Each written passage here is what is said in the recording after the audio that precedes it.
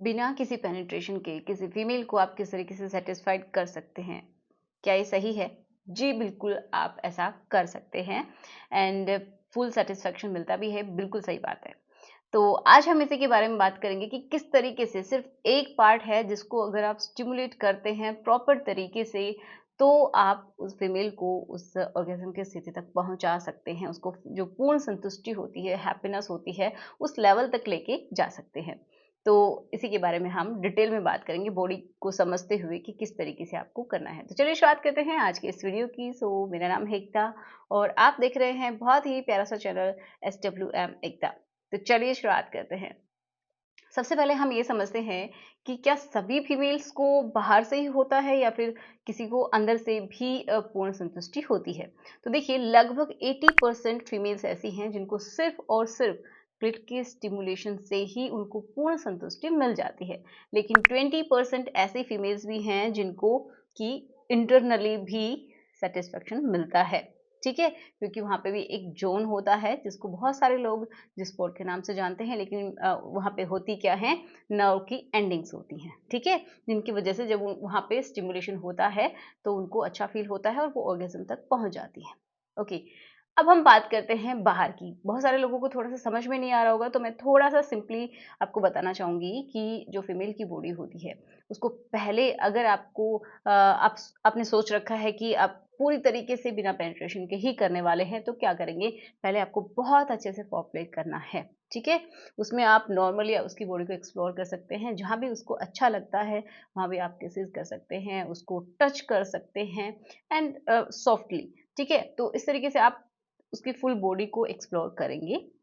Then आप उसका जो मेन हिस्सा होता है वहाँ की बात करते हैं। तो अब उसका सिर्फ और सिर्फ एक ही हिस्सा है जो कि बहुत ज़्यादा सेंसिटिव है, लेकिन ऐसा नहीं है कि सिर्फ एक पॉइंट है। वो उसका सेंसेशन ये समझिए बहुत दूर तक फैला हुआ है। तो आपका जो बेली जो बटन है उससे नीचे जब हमारा पेल्विक वाला हिस्सा होता है, तो वहाँ पे आप क्या कर सकते हैं, हल्का सा उसको सहला सकते हैं। देन आप क्या करेंगे कि जो क्लिट है वहाँ तक पहुँचना है, लेकिन डायरेक्टली आपको स्टिमुलेट नहीं करना है। अगर आप डायरेक्टली करते हैं तो बिल्कुल भी उसको प्रेशर फील नहीं होगा और वो उस लेवल तक भी नहीं पहुँच पाएगी। कि अगर आप सोचें कि डायरेक्टली जाके वहीं पे आप सीधा रगड़ना शुरू कर दें तो उसको बिल्कुल भी अच्छा नहीं लगेगा। ठीक है, ज़्यादातर तो ऐसा ही होता है। अब करना क्या है कि जैसे जिस तरीके से मैं बता रही हूँ, थोड़ा-सा आप उस चीज़ को रिलेट करके समझिए। तो नेवल से थोड़ा-सा नीचे आप हल्के से उसको टच कर सकते हैं, वहाँ पे किस कर सकते हैं, लिक कर सकते हैं एंड उससे नीचे जो अंडर थाइज़ वाला एरिया होता है, वहाँ पे भी आप उनको टच कर सकते हैं।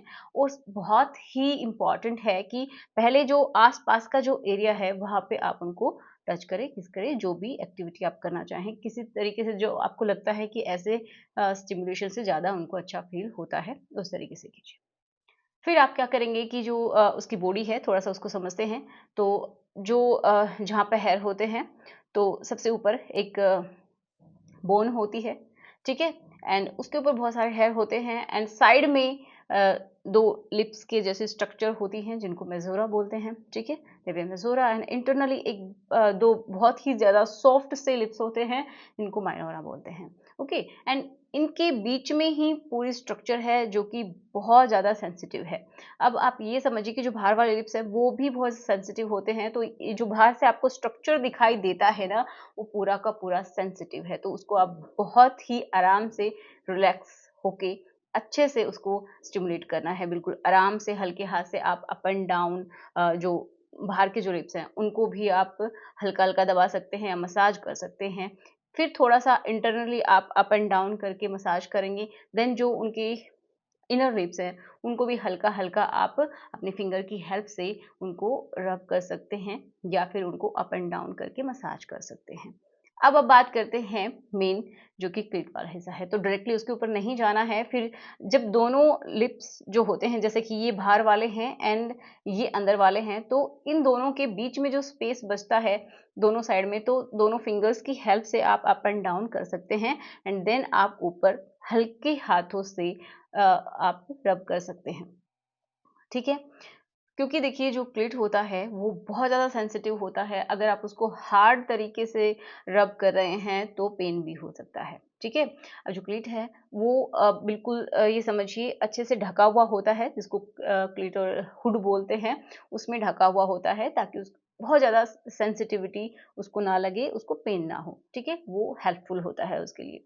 अब उसकी स्थिति क्या होती है, तो ये समझिए अगर ये ट्यूब है, ये आपकी ओपनिंग है वजाइना की, तो उसके ऊपर वो कुछ इस तरीके से बैठा हुआ रहता है, ठीक है, ऐसे बैठा हुआ रहता है, मतलब इसके दो पैर होते हैं, ओके, एंड ये ऊपर क्या होता है, उसका हुड होता है, ओके। तो यहाँ से लेके दोनों साइड में, मतलब इसके अराउंड इस तरीके से ये उसकी नसें जो हैं, उसकी नर्व्स जो हैं वो फैली हुई रहती हैं। तो आप उसको अच्छे से धीरे-धीरे करके अगर आप स्टिमुलेट करते हैं, पूरे हिस्से को उसको हल्के हाथों से रब करते हैं, या फिर हाँ, एक इम्पॉर्टेंट बात ये है कि ये एक मसाज के जैसा ही प्रोसीजर है, तो इसमें आप या तो ल्यूब का इस्तेमाल कर सकते हैं, या फिर जो कोकोनट ऑयल होता है कोल्ड प्रेस वाला, वो आप इस्तेमाल कीजिए, या फिर आप ऑलिव ऑयल का भी इस्तेमाल कर सकते हैं, जिससे कि एक नेचुरल लूप भी बनता है फीमेल का। अगर वो नहीं है तो आप बिल्कुल ड्राई हाथों से ना करें, पहले हाथ अच्छे से क्लीन करके एंड देन आप ये प्रोसेस शुरू करें, तो आपको बिल्कुल भी ज़रूरत नहीं पड़ेगी कि आप पेनिट्रेशन करें, एंड नॉर्मली ही आप उसको अच्छे से स्टिमुलेट कर पाएंगे। ओके, तो आशा करती हूँ कि आपको समझ में आया होगा। मिलते हैं नेक्स्ट वीडियो में। Thanks for watching. Good bye.